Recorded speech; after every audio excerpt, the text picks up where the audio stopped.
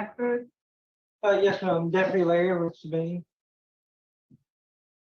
And we are ready for Mr. Brown.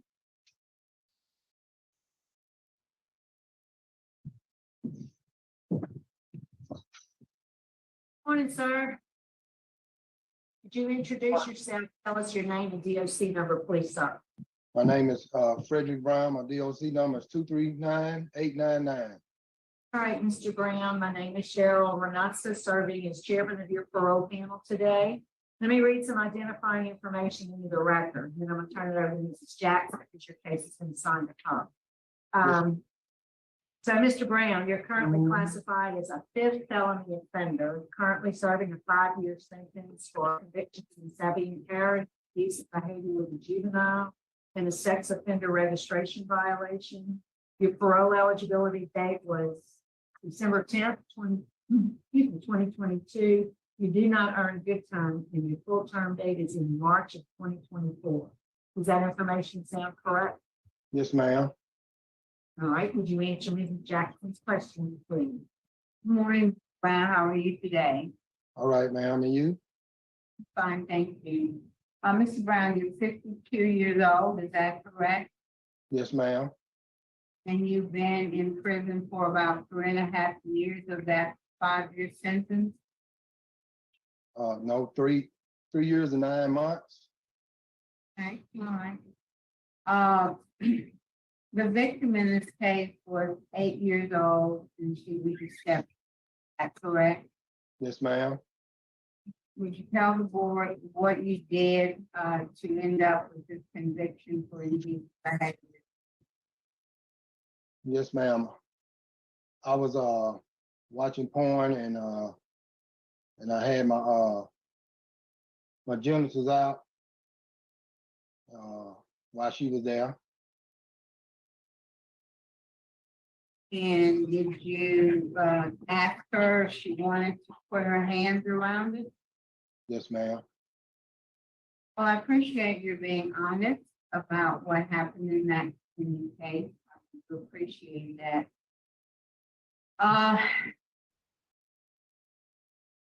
Why do you think you did that? Why did I think I did that? I wasn't thinking, and I always say that when unless we're sleeping, even then we're dreaming. I don't know what the thinking was. You might not have been thinking appropriately, but you were thinking. So what do you think caused you to do that? I was just watching it and like. Let me ask you this, do you have an addiction to porn? If you have or had an addiction to porn? No, ma'am. Why were you watching it? You were in a relationship. Why were you watching porn on your phone? I don't know. I shouldn't have been watching it to begin with. Or when did you start watching porn? I was watching it that day. No, when did you start? Oh, I started probably about 2 or 3 weeks prior to that. And what caused you to start watching porn? I don't know. I just saw it on there and I just like what I seen. What do you mean you saw it on there? Saw it on where? When I started, say that again, ma'am. You said when you saw it on there, you just started watching. You saw it on where? On Pornhub. So you had to go there. Yes, ma'am. Well, like it just popped up on your phone, you made a conscious decision to go to a pornography website. Yes, ma'am. Was it child pornography? Nuh-uh. No, ma'am. Your victim was 8 years old. I know, but it wasn't child pornography.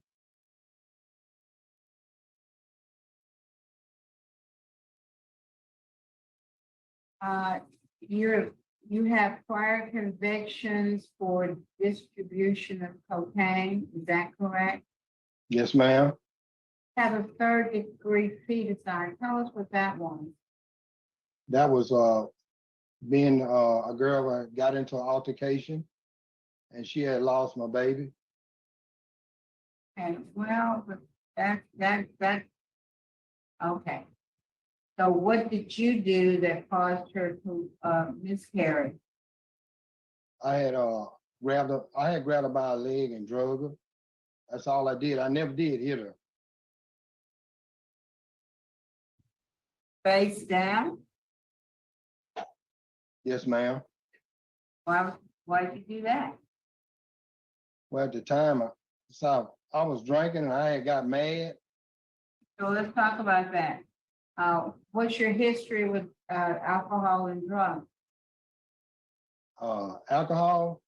I drink alcohol, but I didn't do drugs. At all? No, ma'am. Ever? Never. So how often did you drink alcohol? I drunk it most often. Are you an alcoholic? Do you consider yourself an alcoholic? No, ma'am. I can stop drinking alcohol How do you know? If you were drinking it all the time, how do you know you can stop? because at a point in my life, I just wanted to stop, and I wanted to, get with And when did you stop using alcohol? before I come to jail. Yeah, but weren't you using it when this crime occurred? Yes, ma'am. So before you're not drinking it in jail, but when you were out of jail, you were drinking it quite a bit. Is that correct? Yes, ma'am. So what makes you think you weren't an alcoholic? Because I didn't drink every day. When you drank, did you get tipsy or drunk every time you drank? No, ma'am. Were you under the influence when you committed this crime? Yes, ma'am.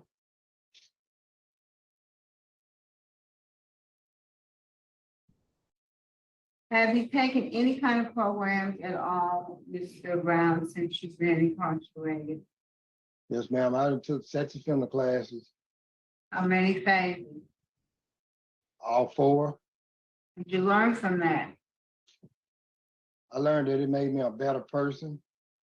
I don't want to hear. I said, Okay. what you learned in the class? I learned that you can the do's and don'ts, the risk factors where you want to get What are the risk factors? What are some risk factors? risk factors like blame, make someone you got blame, you got cognitive extortion, you got like masturbation to a deviant fantasy, sexual lapse, and all that stuff there. I learned, all of them in them classes, and I participated. Glad to hear. What did you learn about controlling your behavior?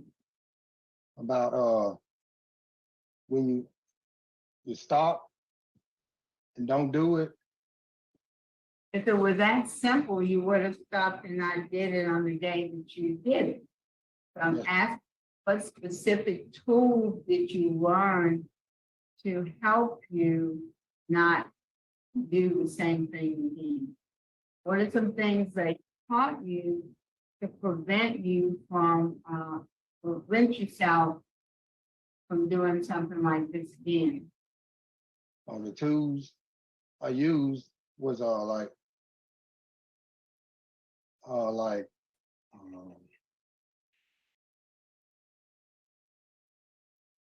What about not putting yourself in a situation where you would be around or along with juvenile females? That one of the things that you were taught not to do? yes, ma'am, like the high risk situation. What about the day you got, the unlawful presence of a sex offender around the juvenile? You went to the house, the victim was there. Yes, ma'am. You were the only one there, so explain to me how that situation happened. I had went down there to go and I was gonna get my son some clothes for school. And when I went down there, wasn't nobody there. And I was finna get ready to leave. That's when Patrick drove up and he called me down there. Wait a minute. The victim was at the house, isn't that right? You said nobody was there, but the victim was there. Yes, ma'am. Well, and how did you know she was there? She was in that room and when I went to the door. How do you know where she was? Did she open the door? Did you go in the house? Tell me what happened. My son was right there at the door, opening the door, and the room is right here when you open the front door. Well, let me ask you this. Did you call ahead before you went there? Did you just show up unannounced? I know I should have called ahead. Why didn't you? Why would you just show up unannounced? You don't know whether anybody's there. You say you show up and this little girl is there at the house. And she was there by herself until Patrick showed up, right? Yes, ma'am.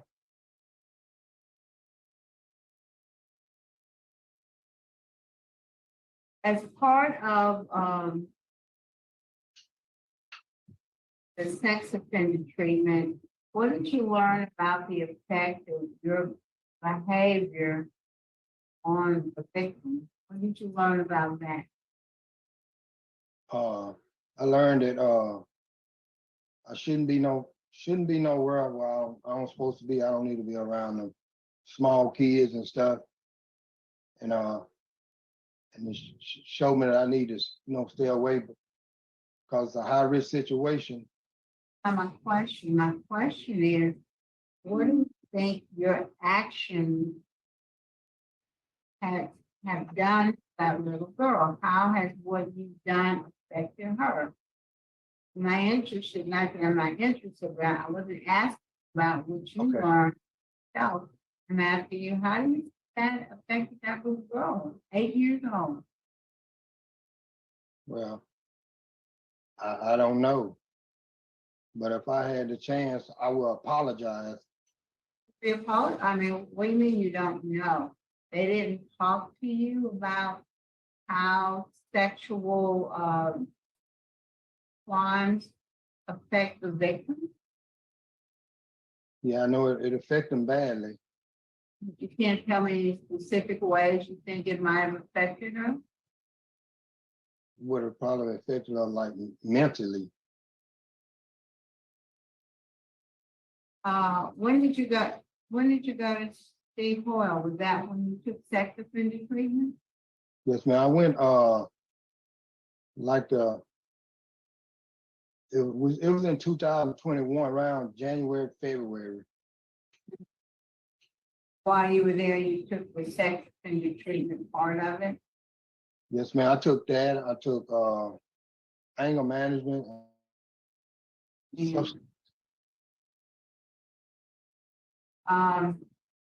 So what kind of work were you doing back then? Before I went to Steve Hall, Prison? I'm working in the kitchen cooking. No, you're not listening to my question. What kind of work were you doing before you came to prison? Oh, I was working at a mechanic shop. And what do you do where you are right now? I'm working in the kitchen cooking. And how long have you been doing that? I was doing it before I went to Steve Hall. And when I come back, I went right back in the kitchen and I've been doing it since I come back. Okay. And if you were successful today, what would be your transition plan? To go back out, to be a better person. That's And not a trend, not a plan. What is your plan? what is my plan when I get out? Exactly, right, Well, first, I want to go and see my parole officer, okay? and I Then want what? to, I want to take care of my business. I need to take care of like registering, put my Okay. name, put my names in the paper, putting Right. the cards out for the community, Right. and Where would you live? I live in Zawali, With whom? my brother. And, where would you work? I'm going back to the same job I was working when I got out, before I came. What was that? Mr. David Michelle, the mechanic shop. Okay, he told you to give you your job back? Yes, ma'am. What's your relationship with the victim's mother? She was my girlfriend. And what's your relationship with her now? None. Do you have any children of your own? Is Yes, ma'am. I have a little boy. that Patrick? Nuh-uh. Okay, No, I have a little boy. Oh. His name Frederick. and, is his mother different from, the Nuh-uh. victim's mother? No, ma'am. I mean, That's his mother too. oh, so you have a child with the victim's mother, is that correct? Yes, ma'am. How old is that child? How old is your son? 10. You have any contact with him? So sometimes I'll call my sister, and I have my sister to call and talk to him for me. Right. So you and the victim's mom don't communicate with each other anymore? No, ma'am. Is there anyone in the room with Mr. Brown that can give us any more information about him? Yes.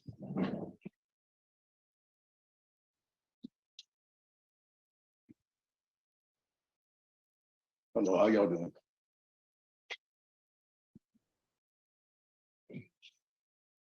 Sir, would you tell us your name so we can have it for the record? I'm the chaplain, Anthony Lowe, senior. Anything you can tell us about Mr. Brown? From what I know of him, he's a hard worker. I mean, he's faithful to his job. Everybody get along with him. I mean, it's nothing that he won't do to help anyone here. And I've been counseling with him, and I do feel that he feel bad for what he had done, and but he is a good guy, and I really think that he deserves another chance. Do you know, and maybe, I don't know who that is coming in, about his disciplinary record at all? Are you aware of his disciplinary record? Yes, ma'am. Do you have any write-ups? No, ma'am. No. No, ma'am. He have no right up or whatnot. He come to work every morning, 4 o'clock, and he'll work to about 7 o'clock. He makes sure everything is done, prepared for the next day. I mean, he's a great worker. Thank you, sir. We appreciate it. All right.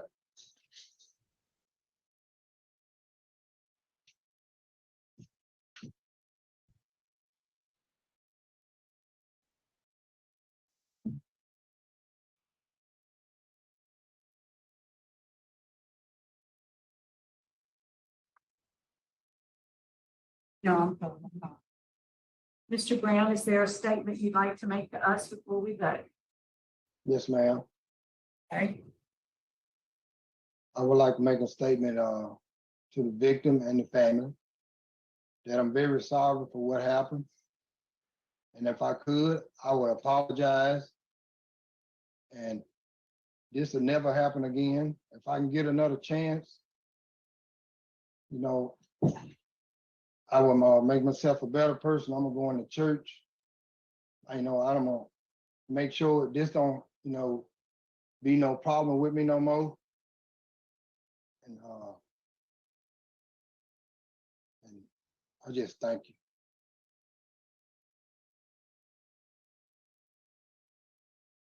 Yes, sir, thank you. Me? No, I said, thank you. Okay.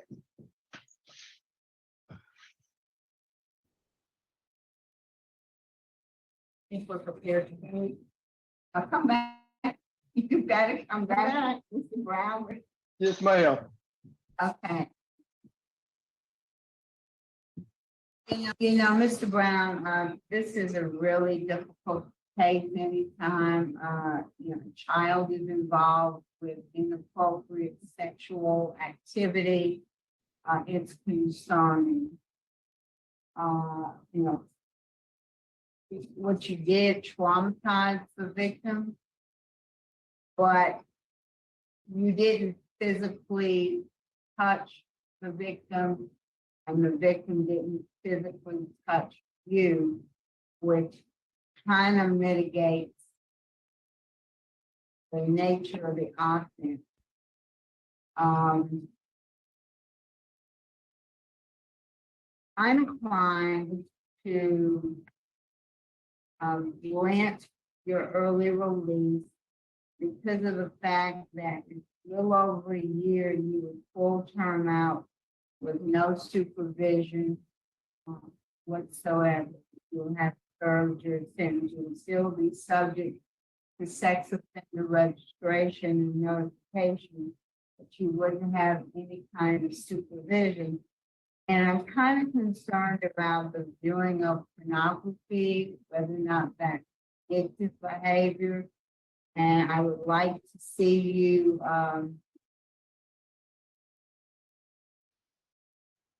get some sort of psychological evaluation, Yes, ma'am. whether or not you do have an addiction to pornography, and to follow any kind of treatment that you can. But my vote today would be to take a chance on you, Mr. Brown, to grant your early release with the condition that you undergo a psychological evaluation to determine whether or not you have pornography addiction. Also, even though you say you do drugs, you do have a distribution of cocaine conviction, which, I find it hard to believe that someone is simply selling drugs and not using any drugs. So I would also like to see you attend at least 2 AA or NA meetings per week. I would also order that you have no contact with the 8-year-old victim or then 8-year-old victim in this case, and any contact with her mother regarding the child in common would have to be done through a third party and no direct act by you. So that's my vote. I'm gonna need one vote, Mr. Brown. Mr. Roche? Thank you, Madam Chairman. Good morning, Mr. Brown. How are you? All right. How are you? I'm fine. Thank you for asking. Mr. Brown, I have sat here for the last 15, 20 minutes, listened intently at your interview. And one of the last things you say, give me another chance. I'll do right. You are fifth felony offender. You pled guilty in May of 2018 to this offense. 3 months later, you were arrested for failure to register as a sex offender. 3 days after that, you were arrested for coming in contact with your original victim. You have a poor supervision history,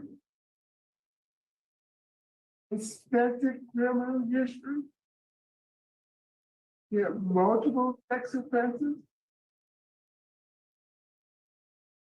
The entire legal community, the judge, the DA's office, and law enforcement are strongly opposed to your release. And lastly, you have a moderate risk assessment telling me that you have a moderate chance of reoffending.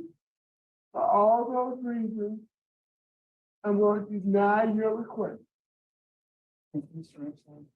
Mr. Brown, I share all the concerns that have been stated by my colleague. I too would vote to grant your parole because I believe there is a need for some supervision with the return date. And I would also concur with the special conditions by Jackson. So my vote is to grant, but in your case, Mr. Brown, it requires a unanimous vote.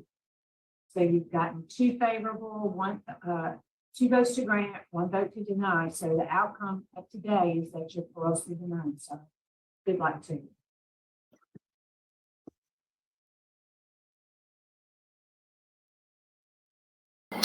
Okay, so it's interesting. For one, I really agree with everything Mr. Richey said, and I'm so happy that he put it down that way. I do think that the other two judges were just thinking more on the line of he's gonna get out soon on his good time date, so better to set up parameters around that, some type of control versus just not doing anything. So it's kind of like it's a little bit of a tough situation because I'll tell you, on the one hand, I don't want this guy ever getting out, but it's not up to us. He's like he's as bad as they get, right? He's just, if he hasn't already hurt a child, as you can hear in this situation, it's something that he asked her to do, but it didn't end up happening. Thank God. But he probably has done something before. I mean, did you hear the answer that he gave about his girlfriend? Oh, my girlfriend lost my child. And then they dug into it. Well, you grabbed her by the legs and pulled her on her stomach, and you forced a miscarriage because of that.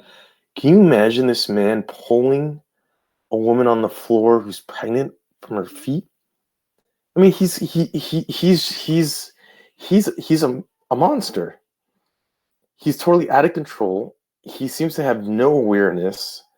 And right here is, we're looking at in the face of one of the more dangerous pedophiles. The idea that he can get such a short sentence after, like, he failed to register, then he went and saw the victim, and there was no way that it was a mistake that he ended up inside of that house with the 8-year-old alone. That was done intentionally. That was thought out. Yeah, certain things in our system it scares me, because you'll have people that will get locked up longer for possession with intent to steal, or for like non-violent crimes. But then you have someone like this that does everything that he does, and he can get out soon. And he'll be out in the street. So what? So that then he can finally actually do something worse?